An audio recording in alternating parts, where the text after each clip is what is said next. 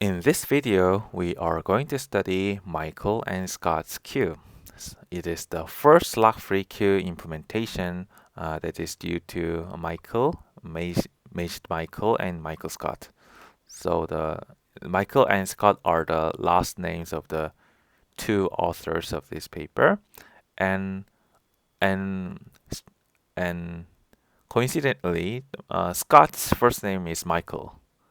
And Michael is Maged Michael, and Scott is Michael Scott. So this queue is similar to stack, the traverse stack, in that it is a singly linked list. It is a list, and it is pointed to by the head pointer. And the queue pops from the head pointer, and the queue pushes into the tail pointer. So compare this with the traverse stack. In the traverse stack, you push to and pop from the same head pointer. But on the other end, in this queue data searcher, you pop from the head and then you push to the tail pointer. And as an optimization, you have a tail pointer. So you have a physical location that is trying to point to the tail pointer. And the reason is that you don't want to traverse the entire queue when you push an item to the queue. Instead, you want to load a tail pointer, which is assumed to point to some later part of the list, and then try to traverse less by starting from the tail pointer. But it doesn't need to be the actual tail, so you have to be a little bit cautious about this. So the tail pointer is in the queue, but it doesn't need to be the actual tail, but it still points to some nodes. So you can see the implementation in this site here, and in this video I am going to mildly explain some of the implementation details of this queue. Like traverse stack, we use KAIST to synchronize the operations in the queue. For the pop operation, you are going to perform compare and swap on the head pointer in the same way we do for the traverse stack. On the other hand, for push operations, you are going to find the tail by traversing from the tail pointer and then perform the KAIST. So the last node pointed to this null pointer, right? So you are performing KAIST from the null pointer to the new node. So let me visualize the idea here using animation. So in order to perform pop, you first traverse the head pointer, and once again, so you traverse 2 times. And then you are going to perform a KAIST. So that is basically what is done by using for the Michael Scott's queue. It's pop operation. And one thing to notice that you are going to retrieve the value not from this node, but from this node. The reason is that this node is meant to be the dummy node. So it is a dummy and it doesn't contain any useful information. It's just there in order to take place, but the head value is actually 37.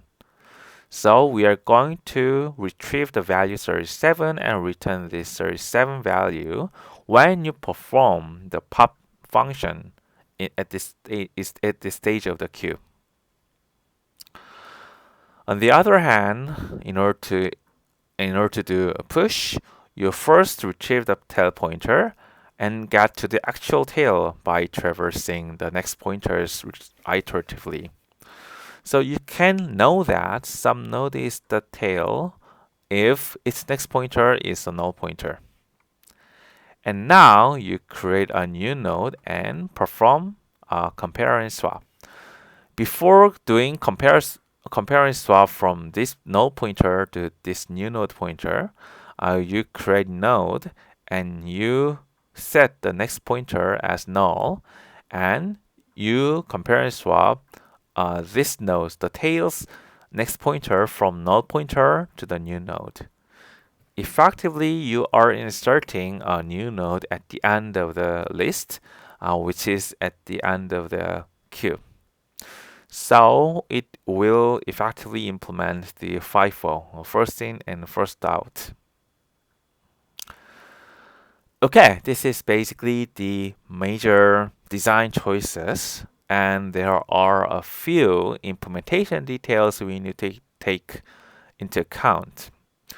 So the primary design choice here is the tail pointer.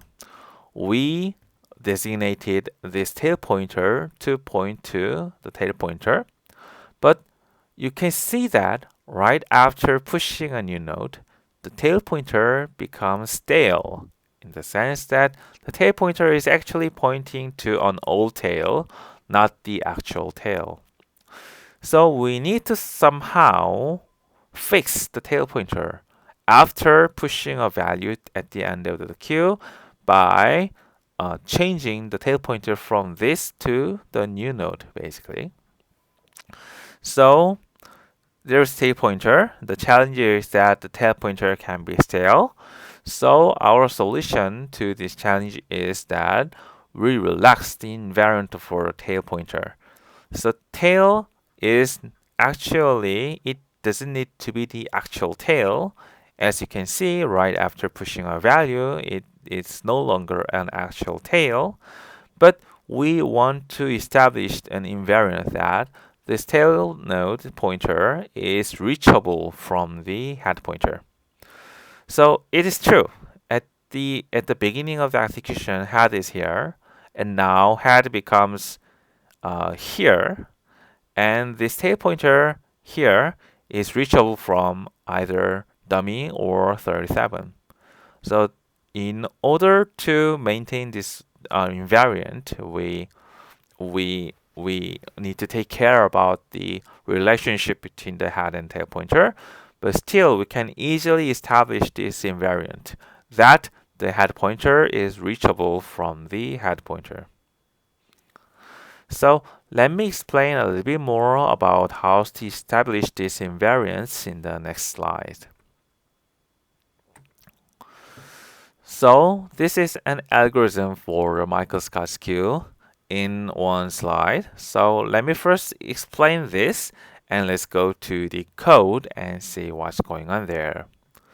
So in the push operation, you first find the actual tail. So recall that a concurrent thread, for example, say thread C, let's say C is also trying to push a value, but it reads the tail pointer 666, but actually it may be the case that the actual tail is newly inserted by the thread B. So the thread pointer is stale. It contains an old value.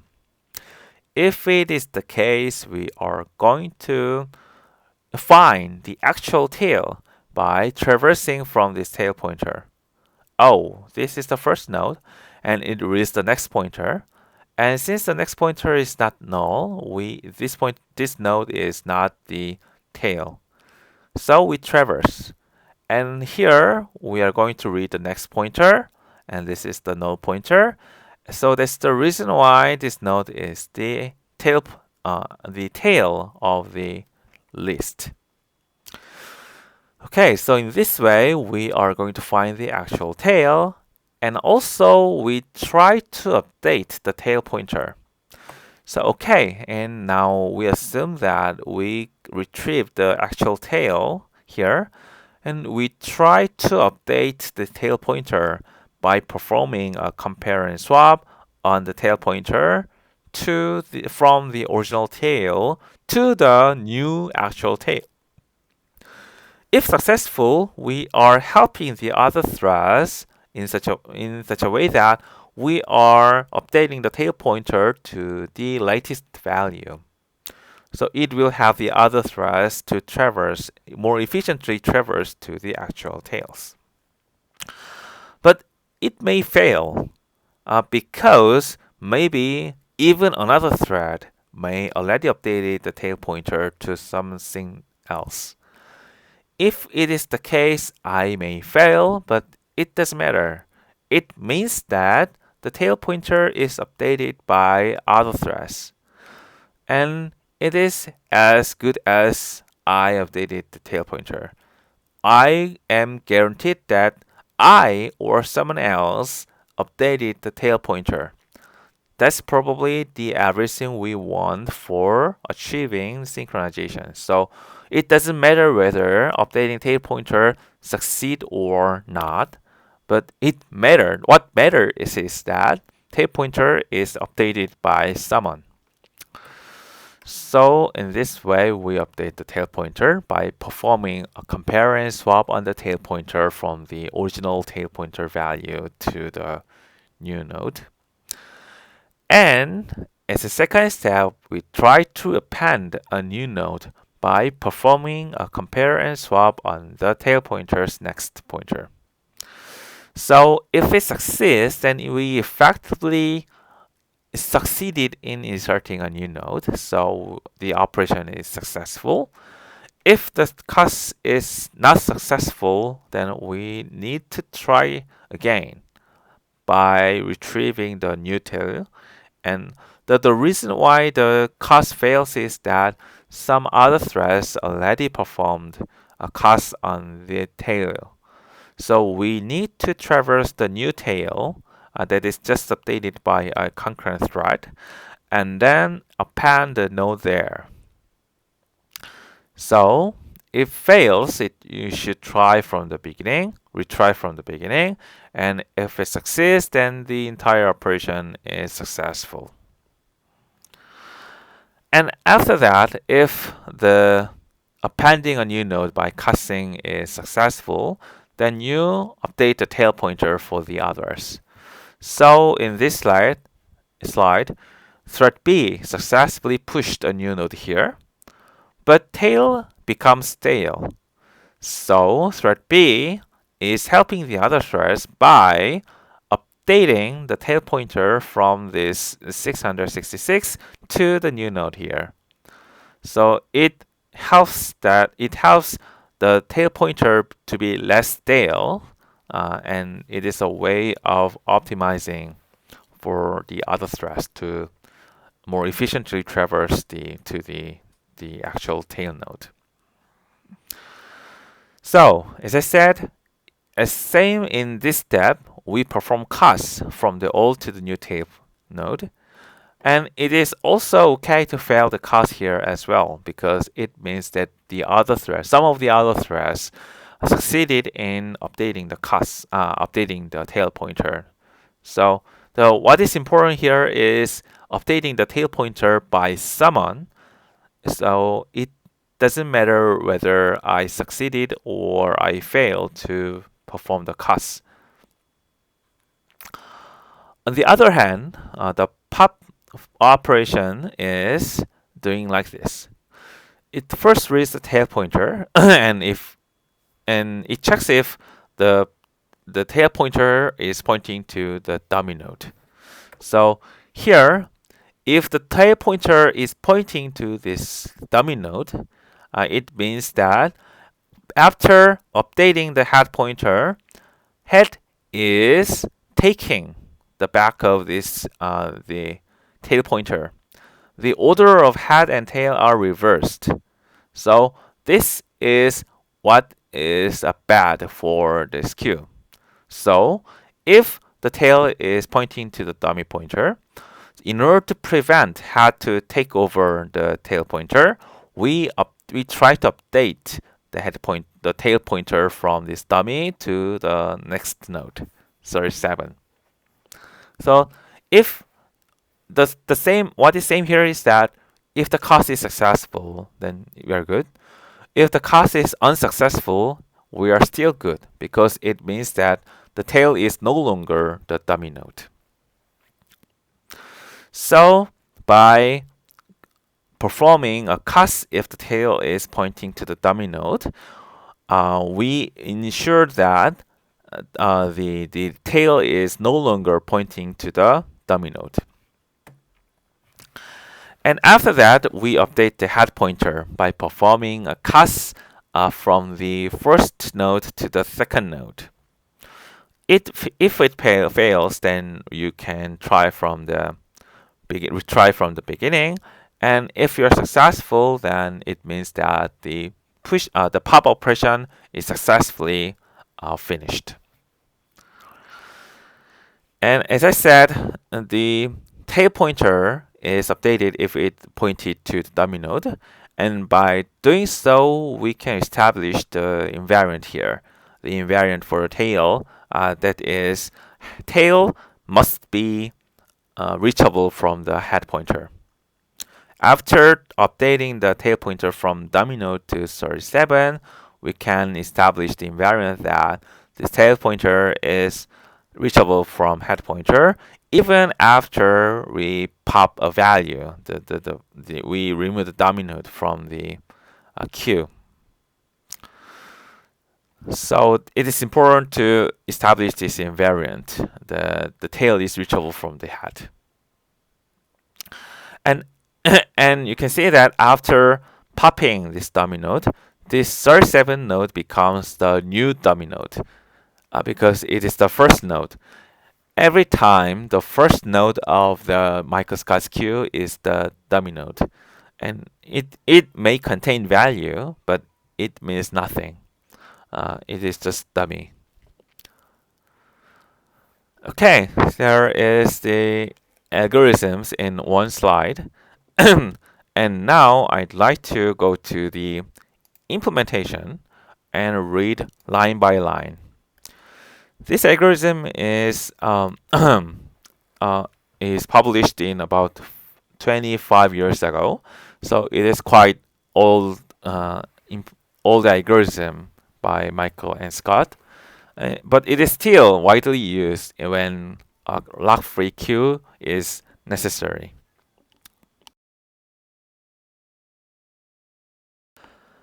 So far so good. And we again have crossbeam epoch and crossbeam utils cache padded. So, and let me explain line by line what's going on in the rest of the code. So the queue is basically pointing to two nodes. So there is two pointers, head and tail, and they are pointing to a node. A node is, as usual, consisting of a data and a next node. So we are marking it as maybe an init, which means that data may not be initialized, and it is especially useful because we are having a dummy node. So at the beginning of the queue, the dummy node's value is uninitialized. So we want to explicitly mark that in the type. That means that the data in the node can be uninitialized, for example, due to the dummy node. And it also contains the next pointer. So it is as usual. So the node should have a next pointer to the next node. And Q is pointing to the two nodes. The one is the head and the other is the tail. So far so good. At the beginning of Q, it is going to allocate the queue here. So you're going to create a queue, and this will be the queue to return, but we are not return this null pointer. At the beginning of the queue's life, we need to insert a dummy node. At every time, the queue has a dummy node. So that's the reason why we wanna put the dummy node here. So as a dummy node, we create a sentinel. So the sentinel here means that we are creating a dummy node, the initial dummy node. And it doesn't contain the data, and we are using we are setting the next pointer as the null pointer. And so it is the uninitialized data with the null pointer. That is the initial dummy node. And this sentinel value is now stored in the head and the tail pointer. So let's see what's going on there. Sentinel has an init value, null next pointer.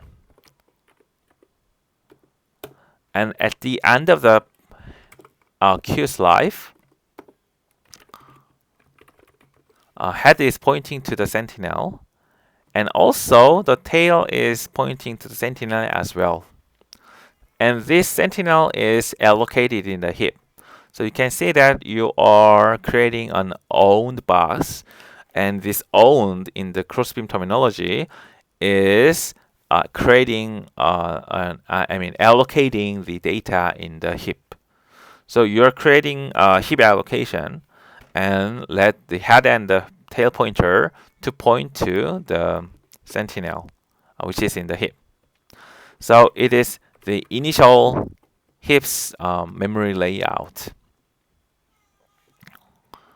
Okay, so far so good. So far so good. And now we are returning this queue after setting the head and the tail pointer.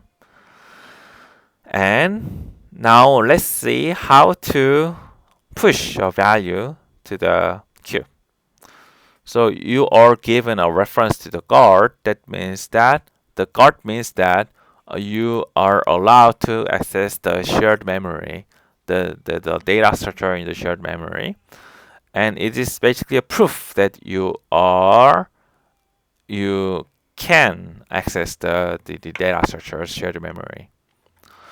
So what you can do first is that you first create a new node here. So recall that you need to create a new node with the new data and the null pointer. And you are creating this in the heap so that you can attach this new pointer, a new node to the end of the tail of the queue. Okay, so far so good. And you are creating a new node here. So this into shared means that this new is the type that there are two types for the heap allocations. The one is owned and the other is shared. And owned means that no other threads can access to this node. And shared means that the other threads may access to the node. So by calling this into shared, we are effectively releasing some ownership over this node. So far here, we own the new node, but from now on here, we release the exclusive ownership, and we kind of admit that this new node can be shared among multiple threads. Okay, so far so good. And we are looping because if we didn't succeed in inserting a new value to the end of the queue, we should try again with the same node. So that's the reason why here is a loop. We first load the tail pointer. So tail is, as I said, optimistic. So it doesn't need to actually point to the real tail, but it is actually pointing to some node in the queue. So we load the tail, and we dereference the tail, and we read the next pointer of the tail node. If tail is non-null, then the tail is actually not the real tail. So we move the tail pointer to the next one. So we perform compare and swap on the tail pointer, my tail pointer, from the old tail here to the next pointer. So you're trying to perform from the original tail to the tail's next pointer. Stepping 1. So that is basically what's done here. And as I said, it doesn't need to be successful. If it is successful, it is very good. I move the tail. And if it is unsuccessful, I fail to move the tail, but by failing to do so, I know that someone else, some thread else, already succeeded in moving the tail pointer to some next node. So far so good. So tail is now updated. So you continue from the here again, because the tail was stale and we updated the tail pointer. So we want to try again from the beginning here. Otherwise, if the next pointer is actually null pointer, then tail is actually the next pointer. Tail is actually the real tail. So now we try to append a new node by performing a compare and swap. So this is the compare and swap here. So we perform a compare swap on the tail's next pointer. So effectively, this is the tail node's next pointer from the null pointer to the new node. And if it is successful, it's very much good. We help moving the tail in the same way as above, and then return. Otherwise, if it is unsuccessful, then we know that we didn't succeed in appending a new node, a new value, pushing a new value. It is failed. So we try from the beginning again. So that is basically the implementation of the push function. And let's go to the implementation of the try pop here. So we read the head pointer and then it has next pointer. Okay, so far so good. And if this next pointer is a null pointer, so this asref returns none if this next is the null pointer. If this is not a null pointer, then it is returning a reference to the next pointer. If next is the null pointer, then we return none, because it means that the queue is looking like this. Head pointer is pointing to something, and it is pointing to the null pointer. That means that the queue contains only the dummy node, which means that the queue is empty. So that means we should return none at this point of time. Okay, and we are trying to update the tail pointer if necessary. So we read the tail pointer, and if it is the same with the head pointer, that means that the tail pointer and head pointer both points to the dummy node. Like here, so maybe it is possible that its next pointer can be something else, but the tail pointer still points to the sentinel. If it is the case, this condition is met. The tail and head pointer simultaneously points to the dummy node. Then, if it is the case, we update the tail nodes as usual. And after updating the tail node, regardless of whether we succeeded in or not, we know that the tail value is the queue's tail is no longer pointing to the dummy node because it is already updated. Now we can perform a cast on the head pointer. We perform a cast on the head pointer from the original head pointer to the next node. And if it is successful, we are destroying the head by performing this, and then return the value of the next node. So we don't retrieve the value from the dummy node. So dummy node is here, head, and we retrieve the value from the next node. So as I explained before, dummy node's value does not means nothing. So it is already taken by an earlier operation. So we need to retrieve the value from the next node. And we perform garbage collection on the dummy node because head is no longer pointed by the queue's head pointer.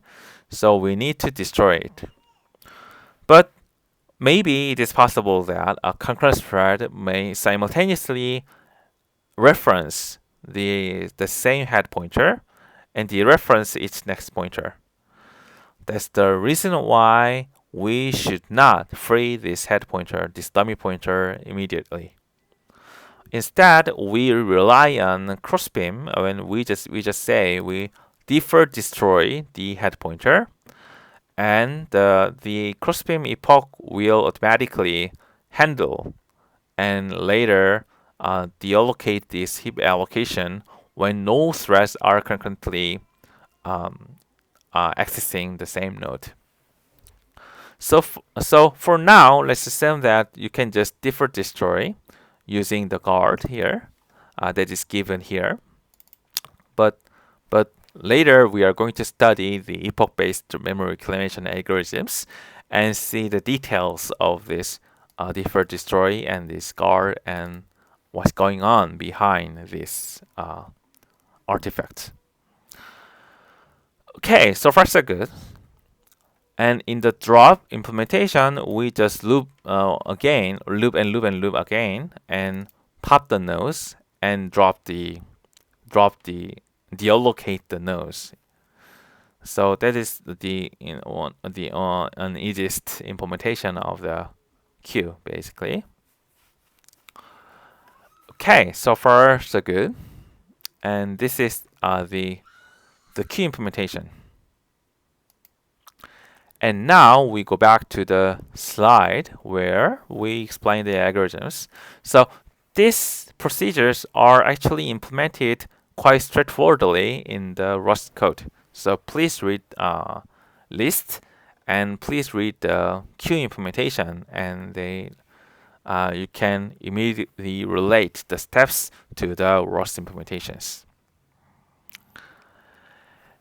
As the same with the driver stack, I prepared a few problem sets for microscopic queue that can be that you can see in the final exam, and I'm going to answer one by one for these questions. So while tail pointer may be stale, so it is already answered in the previous slide. So right after a new node is inserted, you can see that the tail pointer becomes stale. So that's the reason why tail pointer may not point to the actual tail node. And here is a little bit more tricky question. Why there is a dummy node at all? Why you just point to the first node, first value in the queue, but you point to the dummy node from the head pointer?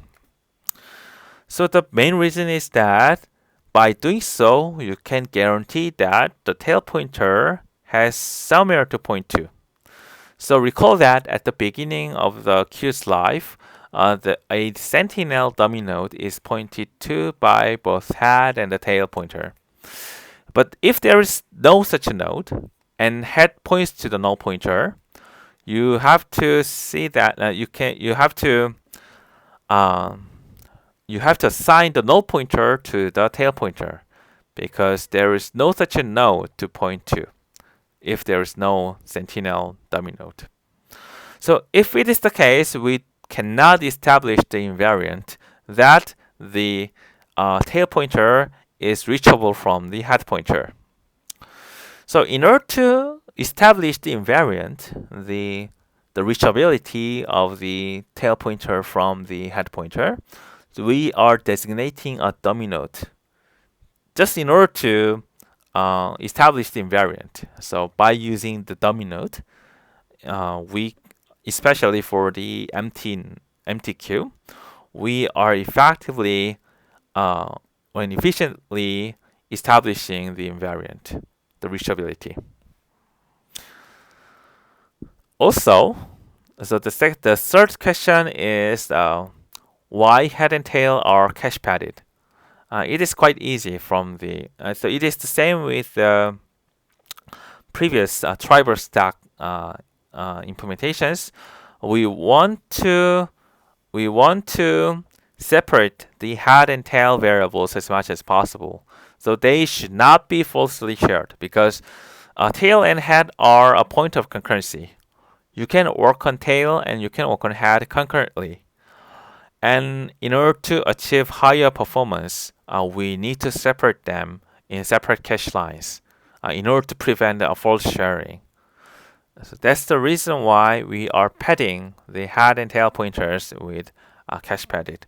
So to make sure that head and tail pointers are residing in the different cache line.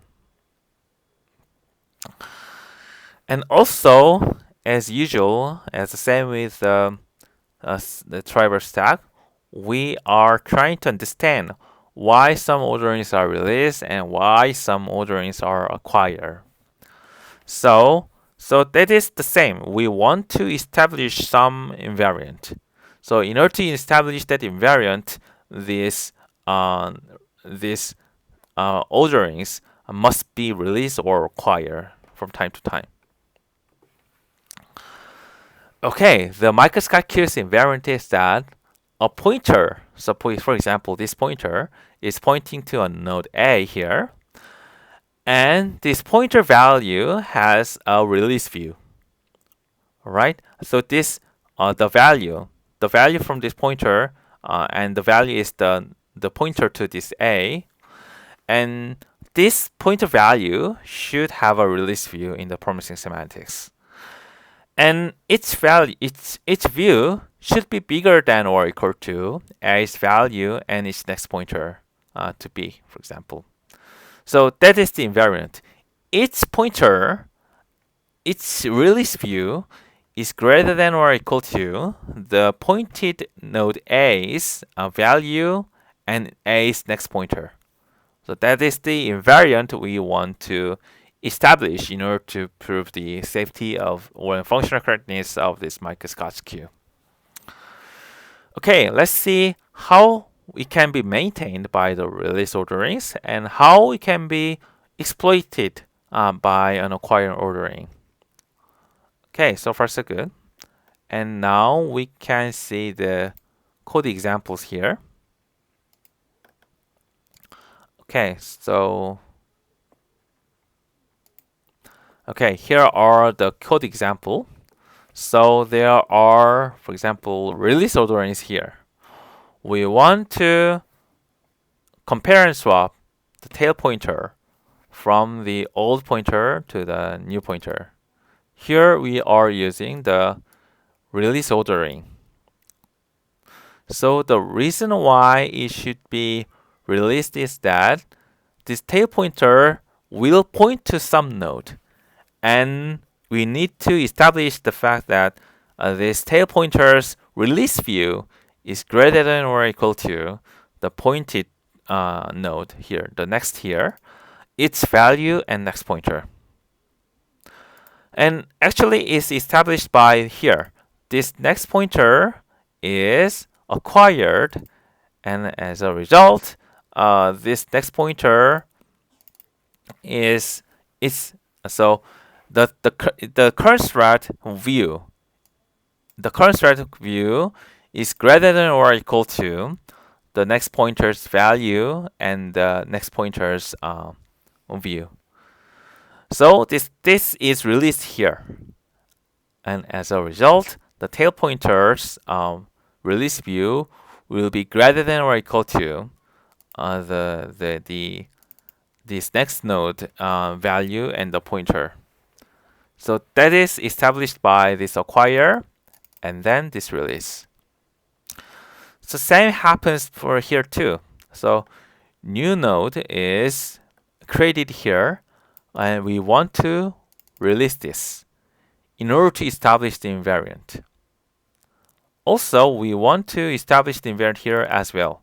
The new node is becomes the new tail node's next pointer. So we need to release it because we want to transfer the knowledge, the view on this new node to the tail node's next pointer by compare and swap. That's the reason why it must be released and it must release. The new node is written to the location and it must be done with release. The same thing here. Next node is written to the tail pointer, so it must be released. The knowledge itself is acquired here, and the acquired knowledge is released here. So these two are matching. And these two releases are matching with this. The knowledge here, the knowledge about the heap allocation is released here and here. So they are the reason why it should be acquired and it should be released. Furthermore, this must be acquired as well because we are trying to dereference the next pointer here.